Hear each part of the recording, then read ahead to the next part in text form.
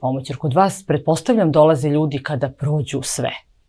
Naravno, u 16 godina vrlo intenzivnog rada ja sam napravio negdje između 200 do 250 hiljada iscjeljenja. U tim iscjeljenjima smo pomogli jako veliki broj ljudi. Od čudesnih svakakvih bolesti su ljudi ozdravljali, a isto tako smo dužni kazati, znači to javno govorim, bilo je ljudi koji su kod mene dolazili sa bolestima, pomogli smo u smislu neke male pomoći, ali nije došlo do iscjeljenja, do ozdravljenja. Hoću reći da ne možete izliječiti svakoga. Što se mene tiče, ja ne mogu. Međutim, ne bi trajalo bavljenje iscjeljenjima ako nema rezultata i oni su stvarno volšebni, perfektni. Iscjeljivali smo ljude od raznih vrsta rakova, leukemije, od gangrene, neplodnost. Znači, ne postoji niti jedna bolest koja nije urođena, a da nismo nekog izliječili od nje. Ali, nažalost, nismo svakog koji je došao do nas.